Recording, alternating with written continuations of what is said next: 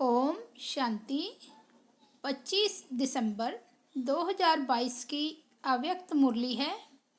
Revise course है 7 मार्च 1993। मुरली का heading है हाईएस्ट और होलीएस्ट आत्मा की निशानियाँ। आज बाप दादा अपने सर्व हाईएस्ट और होलीएस्ट बच्चों को देख रही हैं। सभी बच्चे इस बेहद के ड्रामा के अंदर व सृष्टि चक्र के अंदर सबसे हाईएस्ट भी हो और सबसे ज़्यादा होलीएस्ट भी हो। आदि से अब संगम समय तक देखो कि आप आत्माओं से कोई हाईएस्ट श्रेष्ठ बना है। जितना आप श्रेष्ठ स्थिति को श्रेष्ठ पद को प्राप्त करते हो उतना और कोई भी आत्माएं, चाहे धर्म पिताएं हैं चाहे महान आत्माएं हैं, कोई भी इतना श्रेष्ठ नहीं रहे, क्योंकि आप ऊंचे से ऊंचे भगवान द्वारा डायरेक्ट पालना, पढ़ाई और श्रेष्ठ जीवन की श्रीमत लेने वाली आत्माएं हो। जानते हो ना अपने को। अपने अनादिकाल को देखो। अनादिकाल में भी परम धाम में बाप के समीप रहने वाली हो। अपना स्थान याद है ना। तो अनादिकाल में भी हाईएस्ट हो, समीप साथ हो, और आदि काल में भी सृष्टि चक्र के सतयुग काल में देव पद प्राप्त करने वाली आत्माएं हो। देव आत्माओं का समय आदि काल भी सर्वश्रेष्ठ है और साकार मनुष्य जीवन में सर्व प्राप्ति संपन्न श्रेष्ठ हो। सृष्टि चक्र के अंदर यह देव पद अर्थात देवता जीवन ही ऐसी जीवन है जहाँ तन मन धन जन चारों ही प्रकार की सर्व प्राप्तियाँ हैं। अपनी दैवी जीवन याद है कि भूल गए हो। अनादि काल भी याद आ गया, आदि काल भी याद आ गया। अच्छी तरह से याद करो। यह दोनों समय में हाईएस्ट हो ना। उसके बाद मध्य काल में आओ तो द्वापर में आप आत्माओं के जड़ चित्र बनते हैं अर्थात पूज्य आत्माएं बनते हैं। पूज्य में भी देखो सबसे विधि पूर्वक पूजा देव आत्माओं की होती है। आप सबके मंदिर बने हैं। डबल विदेशियों के मंदिर बने हुए हैं कि सिर्फ भारतवासियों के बनते हैं? बने हुए हैं ना। जैसे देव आत्माओं की पूजा होती है ऐसे और किसी आत्माओं की पूजा नहीं होती।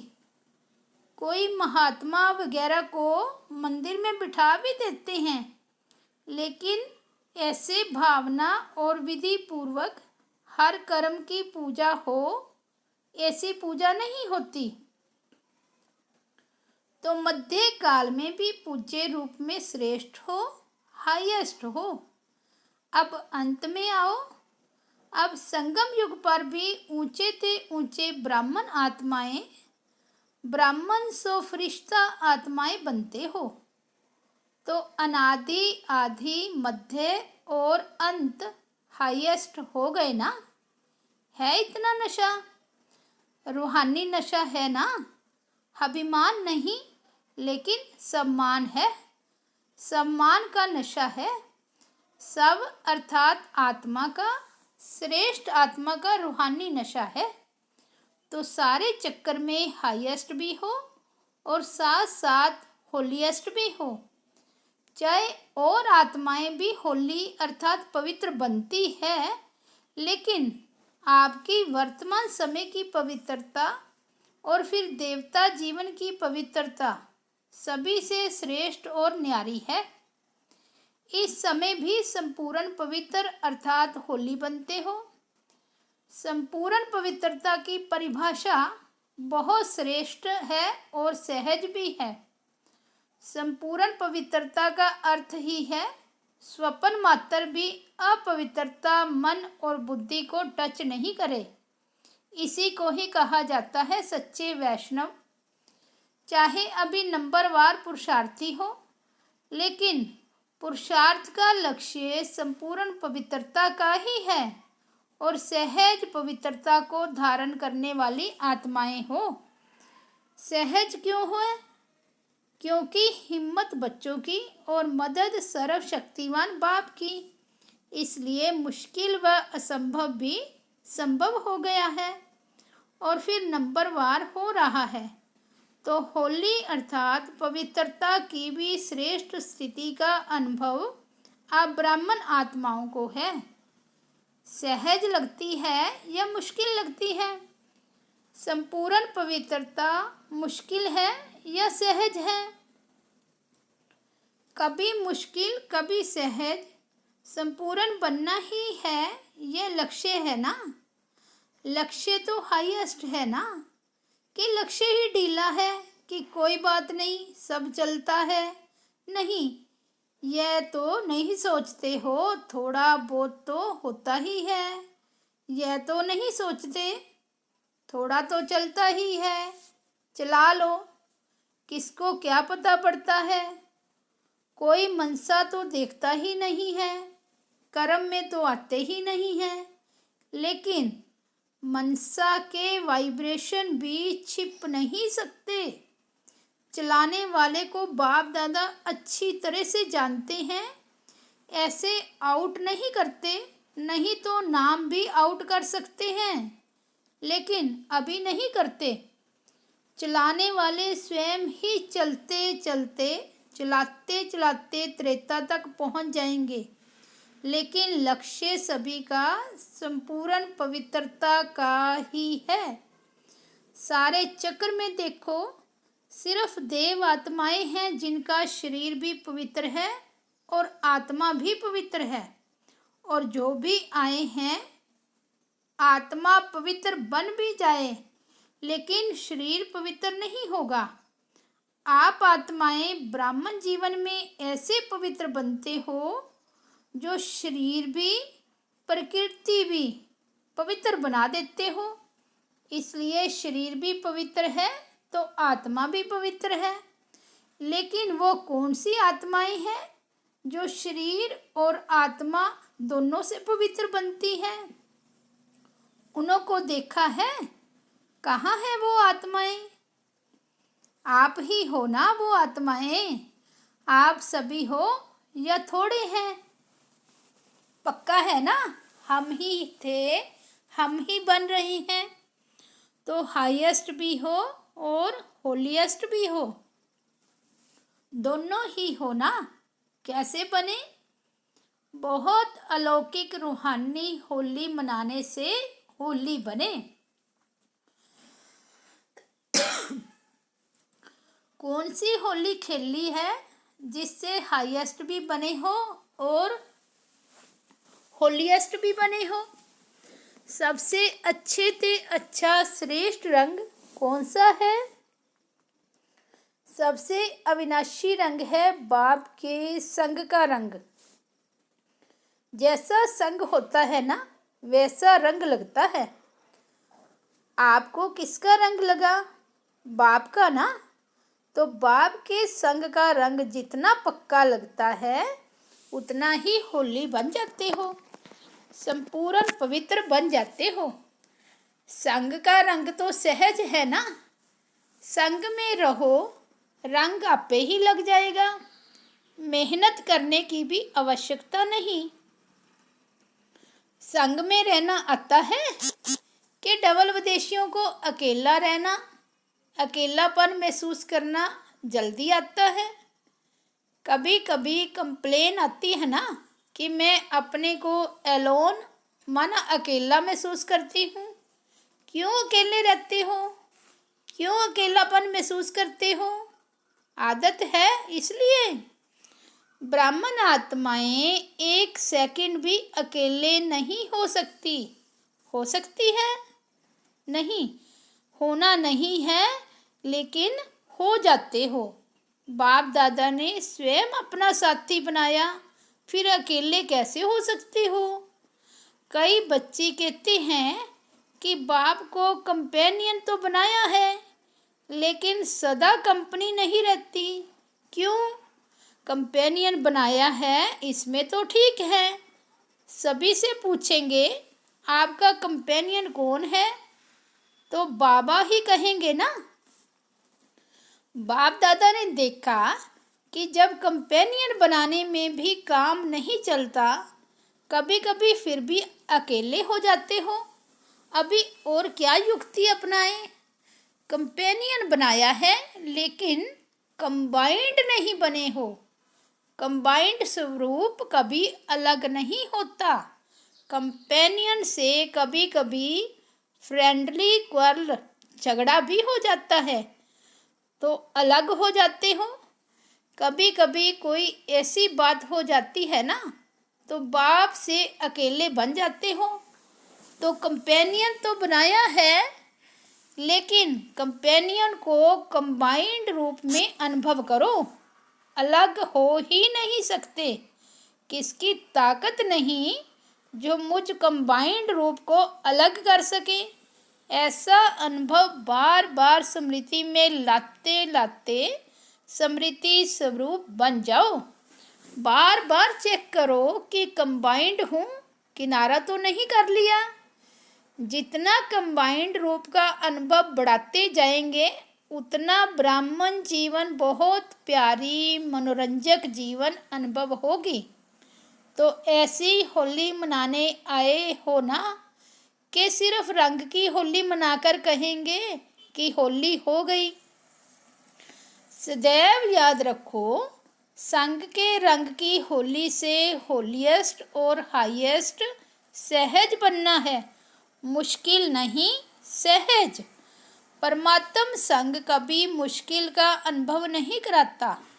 बाप दादा को भी बच्चों का मेहनत या मुश्किल करना अनुभव करना अच्छा नहीं लगता। मास्टर सर्वशक्तिवान व सर्वशक्तिवान के कंबाइंड रूप, और फिर मुश्किल कैसे हो सकती। जरूर कोई अलबेलापन व आलस्य व पुरानी पास्ट लाइफ के संस्कार इमर्ज होते हैं, तब मुश्किल अनुभव होता है। जब मरजीवा बन गए हो तो पुराने संस्कार की भी मृत्यु हो गई। पुराने संस्कार इमर्ज हो नहीं सकते। बिल्कुल भूल जाओ, ये पुराने जन्म के हैं, ब्राह्मण जन्म के नहीं हैं। जब पुराना जन्म समाप्त हुआ, नया जन्म धारण किया, तो नया जन्म नए संस्कार। अगर माया पुराने संस्कार इमर्ज कराती भी है, तो सोचो, अगर कोई दूसरे की चीज़ आपको आकर के देवे, तो आप क्या करेंगे? रख देवेंगे? स्वीकार करेंगे? सोचेंगे ना कि यह हमारी चीज़ नहीं है, यह दूसरे की चीज़ मैं कैसे ले सकता हूँ। अगर माया पुराने जन्म के संस्कार इमर्ज करने के रूप में आती भी है, तो आपकी चीज़ तो आई नहीं।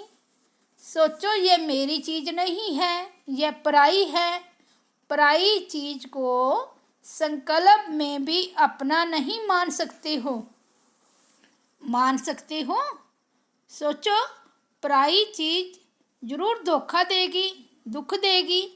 सोच करके उसी सेकंड पराई चीज़ को छोड़ दो, फेंक दो, अर्थात बुद्धि से निकाल दो। पराई चीज़ को अपनी बुद्धि में रख नहीं लो, नहीं तो परेशान करती रहेगी। सदा यह सोचो कि ब्राह्मण जीवन में बाप ने क्या क्या दिया। ब्राह्मण जीवन का अर्थात मेरा निजी स्वभाव, संस्कार, वृत्ति, दृष्टि, स्मृति क्या है। यह निजी है, वो पराई है। पराया माल अच्छा लगता है कि अपना माल अच्छा लगता है। यह रावण का माल है और यह बाप का माल है। कौन सा अच्छा लगता है? कभी भी गलती से भी संकल्प में भी नहीं लाओ क्या करें, मेरा स्वभाव ऐसा है, मेरा संस्कार ऐसा है, क्या करें। संस्कार को मिटाना बहुत मुश्किल है। आपका है ही नहीं, मेरा क्यों कहते हो, मेरा है ही नहीं। रावण की चीज को मेरा कहते हो, मेरा बनाते हो ना, तब ही वो संस्कार भी समझते हैं कि इसने अपना तो बना लिया, तो अब अच्छी तरह से खातिरी करो। निजी संस्कार, निजी स्वभाव इमर्ज करो तो वह स्वतः ही मर्ज हो जाएंगे। समझा क्या करना है। तो ऐसी होली मनाने आए हो ना, वो एक दिन कहेंगे होली है, दूसरे दिन कहेंगे होली हो गई, और आप क्या कहेंगे, आप कहेंगे हम सदा ही संग के रंग की होली मना रहे हैं और होली बन गए। होली मनाते मनाते होली बन गए। होली मना ली या मनानी है। जब से ब्राह्मण बने हो तब से होली मना रहे हो, क्योंकि संगम युग का समय ही सदा उत्सव का समय है। दुनिया वाले तो एक्स्ट्रा खर्च करके मौज मनाते हैं, लेकिन आप सदा ही हर सेकंड मौज मनाने वाले हो। हर सेकंड नाचते गाते रहते हो, सदा खुशी में नाचते हो, या जब कल्चर प्रोग्राम होता है तभी नाचते हो। सदा नाचते रहते हो ना। सदा बाप की महिमा और अपनी प्राप्तियों के गीत गाते रहो। सबको गाना आता है ना, सभी गा सकते हो, सभी नाच सकते हो। सदा नाचना गाना मुश्किल है क्या, सहज है, और सदा सहज अनुभव करते संपन्न बनना ही है। कभी भी यह नहीं सोचो पता नहीं हम संपन्न बनेंगे या नहीं बनेंगे। यह कमज़ोर संकल्प कभी आने नहीं दो। सदा यही सोचो कि अनेक बार मैं ही बनी हूँ और मुझे ही बनना है। अच्छा, चारों ओर के सदा परमात्म संग के रंग की होली मनाने वाली श्रेष्ठ आत्माएं, सृष्टि चक्र के अंदर सदा हाईएस्ट पार्ट बजाने वाली श्रेष्ठ आत्माएं, सर्व आत्माओं से श्रेष्ठ होलीएस्ट आत्माएं, सदा कंबाइंड रहने वाली पद्मा पदम भाग्यवान आत्माएं, सदा सर्व की मुश्किल को भी सहज बनाने वाली ब्राह्मण आत्माएं, सदा नए जन्म के नए स्वभाव संस्कार, नए उमंग उत्साह में रहने वाली उड़ती कला की अनुभवी आत्माओं को बाप दादा का याद प्यार और नमस्ते। हम रूहानी बच्चों की रूहानी बाप दादा को याद प्यार, गुड मॉर्निंग और नमस्ते। दादी जानकी जी के प्रति बाप दादा के वरदानी महावाक्य। बाबा बोले, अच्छा चल रहा है ना, रथ को चलाने का तरीका आ गया है। दादियों को ठीक देख करके ही खुश हो जाते हैं। शरीर के भी नॉलेजफुल, आत्मा के भी नॉलेजफुल। चाहे पिछला हिसाब किताब चुकतू करना ही पड़ता है, लेकिन नॉलेजफुल होने से सहज चुकतू हो जाता है। तरीका आ जाता है ना, चलने का और चलाने का दोनों तरीके आ जाते हैं। फिर भी सेवा का बल दुआओं का काम कर रहा है। यह दुआएं दवाई का काम कर रही हैं। सेवा का उमंग आता है ना, जल्दी जल्दी तैयार हो जाएं तो सेवा करें, तो वह उमंग जो आता है ना, वह उमंग सूली से कांटा कर देता है। अच्छा है, फिर भी हिम्मत अच्छी है। बाबा सभा से बात कर रहे हैं। निमित्त आत्माओं को देख करके खुश होते हो ना। अभी अव्यक्त वर्ष में हर एक कोई ना कोई कमाल करके दिखाओ। सेवा में कमाल हो रही है वह तो होनी ही है, लेकिन पर्सनल पुरुषार्थ में ऐसी कमाल दिखाओ जो देखने वाले कहें कि हाँ कमाल है। दूसरे के मुख से निकले कि कमाल है। सिर्फ यह नहीं कि चल तो रहे हैं, बढ़ तो रहे हैं, लेकिन कमाल क्या की। कमाल उसको कहा जाता है जो असंभव को कोई संभव करके दिखाए, मुश्किल को सहज करके दिखाए, जो कोई के स्वप्न में भी नहीं हो वह बात साकार में करके दिखाए, इसको कहा जाता है कमाल। समय प्रमाण कमाल होना वह और बात है, वह तो होनी ही है, हुई पड़ी है, लेकिन सबके अटेंशन से कोई ऐसी कमाल करके दिखाओ। ब्रह्मा बाप के 25 वर्ष पूरे हुए। जब कोई भी उत्सव मनाना होता है तो जिसका मनाते हैं उसको कोई ना कोई दिल पसंद गिफ्ट दी जाती है।